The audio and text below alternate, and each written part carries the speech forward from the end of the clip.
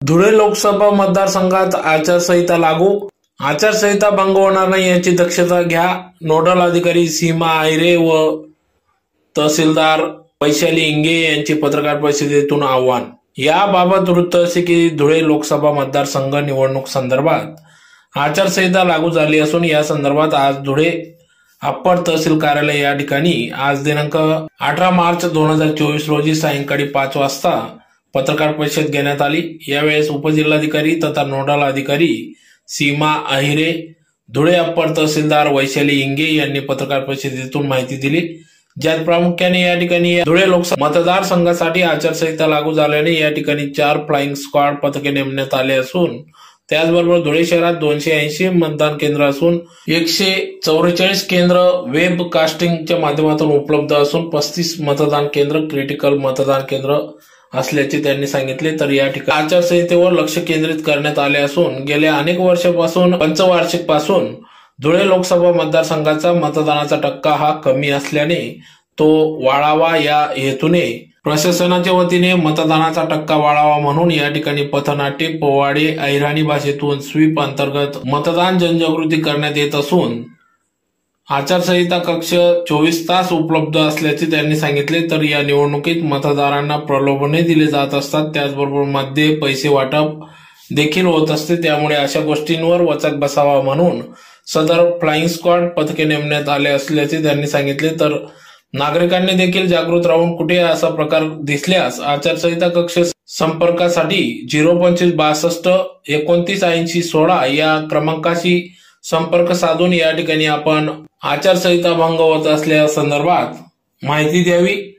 तात्काळ flying squad पथके त्या ठिकाणी जाऊन कारवाई करतील असे यावेळेस पत्रकार परिषदेतून उपजिल्हाधिकारी तथा नोडल अधिकारी सीमा आहिरे व अप्पर तहसीलदार धुळे वैशाली इंगे यांनी माहिती दिली. यावेळी मोठ्या संख्येने पत्रकार बांधव उपस्थित होते. आम्ही 24 तास 24/7 ऍक्टिव्हेट केली आहे. त्याला एक लँडलाईन नंबर दिलेला आहे, तो त्या बोर्डवर पण दिलेला आहे. तो पण तुम्हाला पण सांगून देतो, तुम्ही डिस्प्ले करा. कारण डिस्ट्रिक्टचा 1950 असतो तसं आपल्या मतदारसंघाचा जो आहे तर तो लँडलाईन नंबर आहे. तर बोर्डवर लिहिलेला नंबर सगळ्यांना काही कंप्लेंट असेल तर कंट्रोल रूमला 24 तास फंड आमचे अवेलेबल आहेत. त्यानुसार तिथे कोणती कंप्लेंट आली तर आम्ही ताबडतोब रात्र बसू ती निर्गत करणार आहोत. तर अशा पद्धतीचे इतर ॲप पण आहेत, तुम्हाला माहिती असते CVG ॲप आहे, SMS ॲप आणि इतर सगळे. त्याचप्रमाणे आम्ही फ्लाइंग स्क्वॉडचे 4 टीम्स ॲक्टिवेट केलेले आहेत आणि त्या 4 टीम्स आम्ही 2 धुळ्याचे 4 भाग करून त्यांना 24/7 पेपर सुद्धा ऍक्टिव्हेट केलेले आहेत. जिथे आपण 24 तास फ्लाइंग स्क्वॉड अवेलेबल आहे. कुठे पण कंप्लेंट झाली तर तिथे 15 ते 20 मिनिटात ते पोहोचू शकतात आणि त्यांना आम्ही गाड्या सुद्धा दिलेल्या आहेत त्याच्या.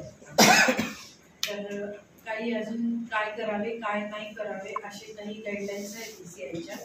त्यानुसार निवडणुका घोषित होण्यापूर्वी क्षेत्रात ज्या ज्या क्षेत्रामध्ये प्रत्यक्षपणे काम सुरू झालेलं असेल ते कार्यक्रम कामाचे हे पुढे चालू ठेवता येतील.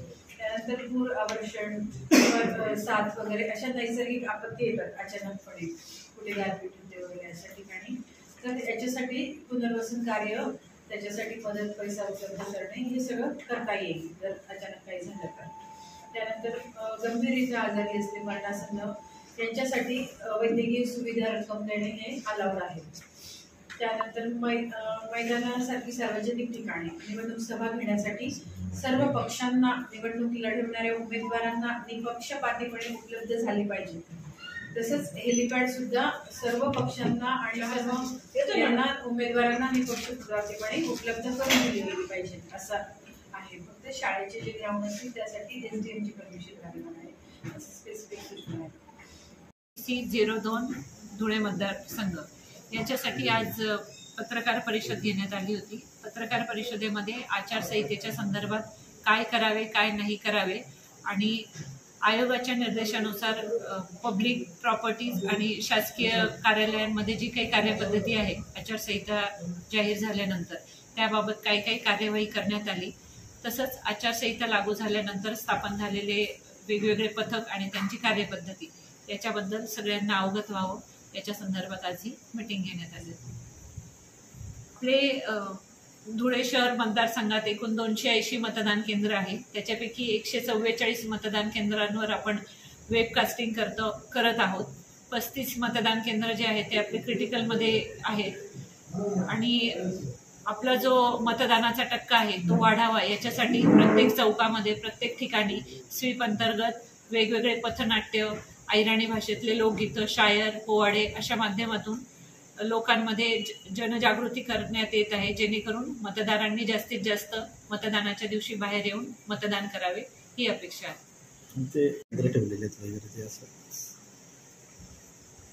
आचारसंहितेचा भंग होऊ नये याच्यामध्ये मतदारांवर प्रलोभन ठेवण्यासाठी जे वेगवेगळे मार्ग अवलंबले जातात, उदाहरणार्थ मद्याचं वाटप होतं किंवा पैसे वाटप केले जातात, याच्यासाठी आपण पूर्ण मतदारसंघामध्ये 3 स्टॅटिक सर्वेलन्स टीम लावलेल्या आहेत.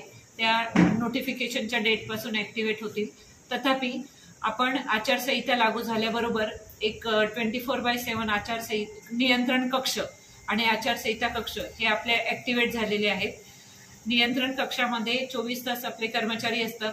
मतदारांना किंवा कुणालाही काही कंप्लेंट असतील तर ते त्या नंबरवर कंप्लेंट करू शकतात. त्या व्यतिरिक्त आपले फ्लाइंग स्क्वॉड्स आहेत. त्याच्यामध्ये अशी कुठलीही कंप्लेंट आली तर ती आमची टीम तिथे तात्काळ पोहोचेल आणि त्या असे काही कंप्लेंट्स असतील किंवा काही वाटप होत असेल तर त्याच्यावर तात्काळ कार्यवाही केली जाईल.